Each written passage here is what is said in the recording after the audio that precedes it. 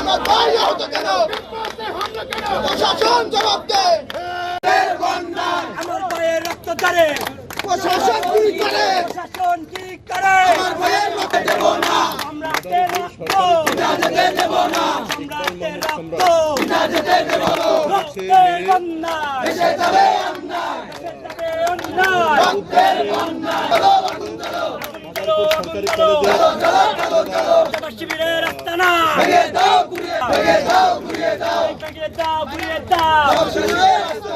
আমার ভাইয়ের রক্ত, ডাইরেক্ট অ্যাকশন, শিক্ষার্থীদের action, direct action. Jamaat Shibir ছাত্র মারে, প্রশাসন কি করে? প্রশাসন কি করে? জামাত শিবির, প্রশাসন কি করে? জামাত শিবির ছাত্র মারে। ছাত্র শিবির ছাত্র মারে, প্রশাসন কি করে? প্রশাসন কি করে? ছাত্র শিবির ছাত্র মারে। সরকারি কলেজের একজন সাধারণ শিক্ষার্থী আজকে আমাদের সম্রাট ভাই ফেসবুকে সামান্য একটি কমেন্ট করা নিয়ে তার সঙ্গে আমাদের এক জামাত শিবিরের একজন ছাত্র শিবিরের একজন এর সাথে কমেন্টে তর্কাতর্কি হয় এবং এর জের ধরে আজ বিকেল নাগাদ কলেজ ক্যাম্পাসের মধ্যে বহিরাগত লোক এনে জামাত শিবিরের তারা যেই ছাত্রটি অর্থাৎ হৃদয় সে এই আমাদের সাধারণ ছাত্র কলেজের সম্রাট ভাইয়ের ওপর হামলা করেছে এবং সে আহত, হাসপাতালে ভর্তি রয়েছে। সে একা ছিল, তার সাথে বহিরাগত আরও লোক এনে তাকে হামলা চালানো হয়েছে। তার উপর অতর্কিত হামলায় সে আহত হয়ে বর্তমানে মাদারীপুর সদর হসপিটালে ভর্তি রয়েছে। আমরা এই বিষয়টিকে কলেজ প্রশাসনকে জানিয়েও কোনো প্রকার আশ্বাস না পেয়ে আমরা এই রাজপথ দখল করার জন্য আন্দোলনে নেমেছি মাদারীপুর সরকারি কলেজের ছাত্রাবাস এবং মাদারীপুর কলেজের সকল ছাত্রছাত্রীদের। এখন আমাদের দাবি এই যারা আমাদের ভাই সম্রাটের উপর হামলা চালিয়েছে তাদেরকে অবিলম্বে গ্রেপ্তার করে এদের শাস্তি নিশ্চিত করতে হবে। নগদ নিয়ে এলো হার না মানা হার অফার।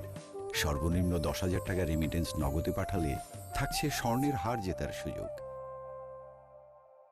একনিষ্ঠ কর্মী ইকবাল আমিন সম্রাট আমাদের ভাই, যিনি মাদারীপুর সরকারি কলেজের রসায়ন বিভাগের 21-22 সেশনের একজন মেধাবী শিক্ষার্থী। সামান্য একটা ফেসবুক পোস্ট কেন্দ্র করে সেই পোস্টে ইকবাল আমিন সম্রাট ভাই সামান্য প্রতিবাদ স্বরূপ এটা কমেন্ট করেছে তার নেতাকে গালি দেওয়ার কারণে। এই জন্য ছাত্র শিবিরের কর্মী, আমাদের কলেজেরই ছাত্র, তিনি বহিরাগত কিছুদের ছাত্র নিয়ে, ছাত্র শিবিরের কর্মীর নাম হচ্ছে হৃদয় হাসান, তিনি উদ্ভিদ বিজ্ঞানের একজন শিক্ষার্থী।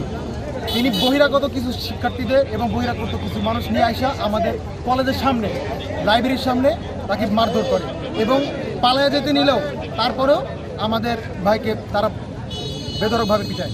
আমাদের দাবি এটা যেন উপযুক্ত শাস্তির ব্যবস্থা করা হয়। এর আগেও আমাদের কলেজে বহিরাগতরা আইসা শিক্ষার্থীদেরকে মারধর করেছে।